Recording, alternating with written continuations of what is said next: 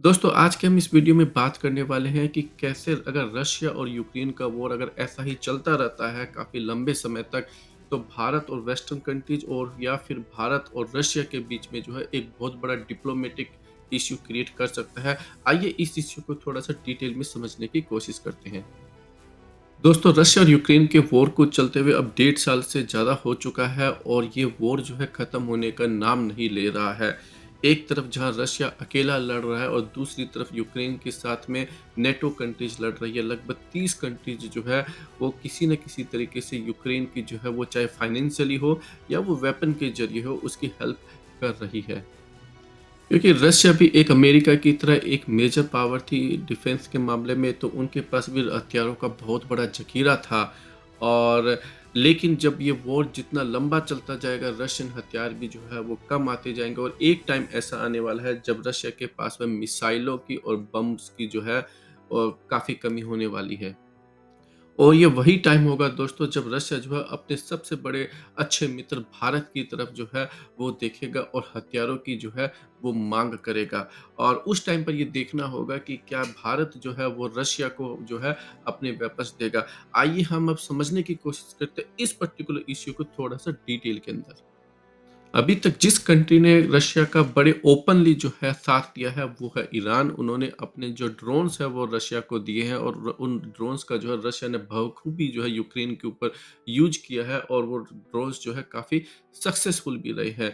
अब जानते हैं कि रशिया ऐसे कौन से वेपन है जो भारत से मांग सकता है और भारत जो है वो रशिया को मना भी नहीं कर पाएगा।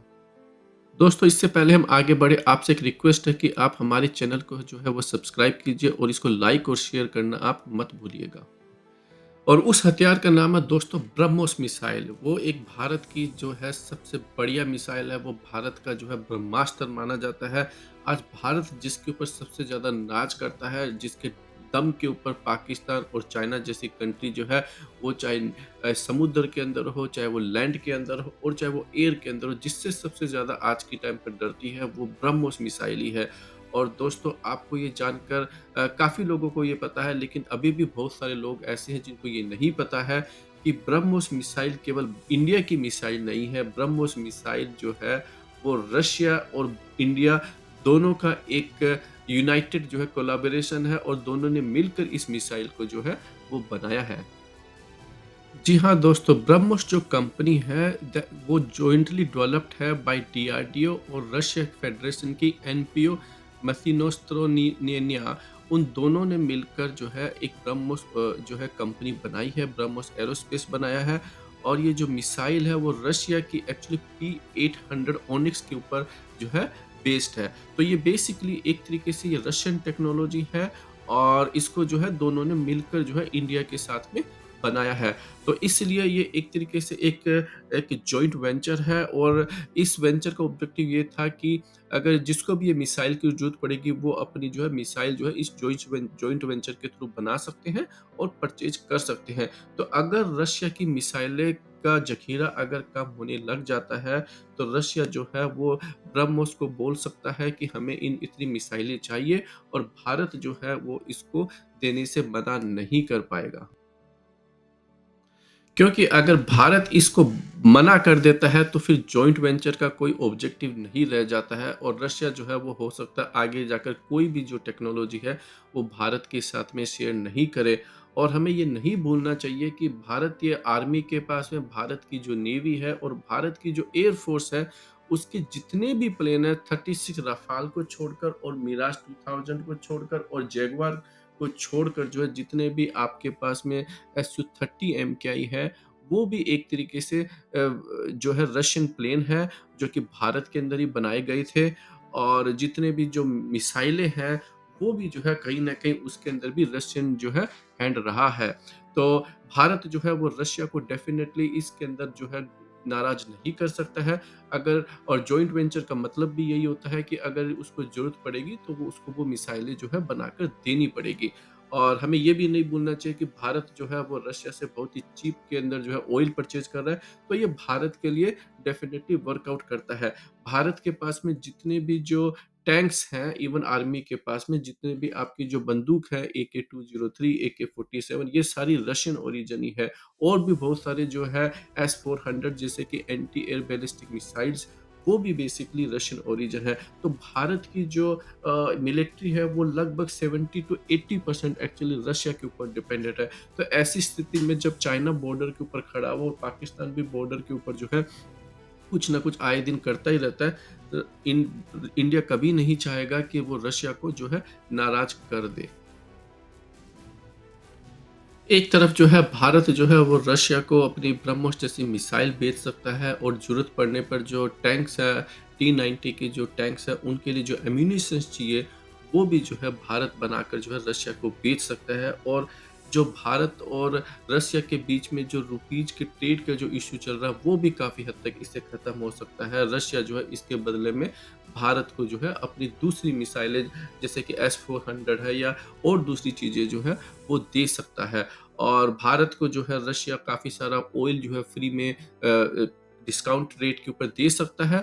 और भारत उस ऑयल को यूज करके जो है वो चाहे वो बांग्लादेश हो, नेपाल हो, श्रीलंका हो, मलेशिया हो या सिंगापुर या इंडोनेशिया, इन सारी कंट्रीज को जो है दे सकता है। तो भारत जो है एक तरीके से रशिया के लिए एक तरीके से बीच में मीडिएटर का काम करके जो है दोनों तरफ से पैसे कमा सकता है। और यही चीज़ जो है वो वेस्टर्न कंट्रीज़ को जो है काफ़ी जो है परेशान कर सकती है और भारत के ऊपर जो है वो डिप्लोमैटिकली एक इश्यू क्रिएट कर सकती है, क्योंकि वेस्टर्न कंट्रीज़ ऑलरेडी जो है वो भारत से काफ़ी नाराज़ है और भारत पर काफ़ी प्रेशर बनाए हुए हैं कि आप जो है रशियन ऑयल को परचेज़ मत कीजिए। और क्योंकि रशियन ऑयल को परचेज़ करने से उनकी जो इकोनॉमी है रशिया की वो चलती जा रही है। और ऐसी सिचुएशन में जब अमेरिका और जो दूसरी नेटो कंट्रीज़ है वो ये चाहती है कि रशिया की जो मिसाइलें हैं और जो उनके पास जो एम्यूनिशन का जो भंडार है वो ख़त्म हो जाएगा, तो वो यूक्रेन के अंदर वॉर हार जाएँगे। लेकिन अगर उसको ईरान और चाइना और दूसरी तरफ अगर इंडिया भी जो है अगर एम्यूनिशन दे देगी, तो जो है सिचुएशन जो है वेस्टर्न कंट्रीज़ के अगेंस्ट में चली जाएगी। तो इसलिए जो है वो एक डिप्लोमैटिकली जो है इश्यू क्रिएट हो सकता है भारत और वेस्टर्न कंट्रीज़ के बीच के अंदर। और दूसरी तरफ जो है जो भारत जो है वो ये कभी नहीं चाहेगा कि रशिया जो है वो कंप्लीटली जो है वो चाइना की तरफ चली जाए। और भारत को जो है ज़रूरत की सिचुएशन के अंदर एम्यूनिशन की जब ज़रूरत पड़ेगी या फिर जो कभी जो सुखोई के लिए जो इंजन की ज़रूरत पड़ेगी या फिर जो दूसरे जो ज़रूरी जो इक्विपमेंट्स है या फिर जो पार्ट्स होते हैं, अगर वो रशिया अगर सप्लाई रोक देगा, तो भारत की जो है चाइना के खिलाफ जो है सिचुएशन बहुत ही ज़्यादा खराब हो जाएगी। तो भारत को जो है रशिया की हेल्प करने के अलावा और कोई दूसरा चारा नहीं मिलेगा। और अगर हम दूसरी तरफ से दूसरी सच्चाई देखें दोस्तों, तो फ्रांस जो है वो डेफ़िनेटली राफ़ाल के लिए बड़ी कीमत माँग रहा है। नहीं तो भारत जो है वो अपनी MMRC जो है फ़ाइनल कर चुका होता और एडिशनल राफ़ाल के ऑर्डर अभी तक प्लेस कर चुका होता। और अगर हम इसको दूसरी एंगल से और सोचें, तो अमेरिका जो है वो भी भारत को जो है F-35 देने के लिए तैयार नहीं है, क्योंकि F-35 की जो कॉस्ट है वो टेक्निकली राफ़ाल से कम पड़ रही है। राफ़ाल जो है वो 4.5 जनरेशन का एयरक्राफ्ट है और जो F-35 है वो 5th जनरेशन का एयरक्राफ्ट है। एक तरफ तो अमेरिका ये चाहता है कि भारत जो है वो चाइना के अगेंस्ट में जो है स्टैंड हो जाए, खड़ा हो जाए। और दूसरी तरफ जो है वही अमेरिका भारत को F-35 जैसे जो है फाइटर प्लेन देने में अभी भी काफ़ी हिचकिचा रहा है। तो इन सब चीज़ों को देखते हुए जो है भारत के लिए एक ये आने वाले कुछ महीनों के अंदर या साल के अंदर जो है एक बहुत बड़ा डिप्लोमैटिकली इश्यू बन सकता है। आज के इस वीडियो में दोस्तों इतना ही। आप बताइए आपको ये वीडियो कैसा लगा? हमारा ये जो वीडियो है आप जो है शेयर करना और लाइक करना मत भूलिएगा और हमारे चैनल को जो है आप डेफ़िनेटली जो है जल्दी से जल्दी सब्सक्राइब कर लीजिए।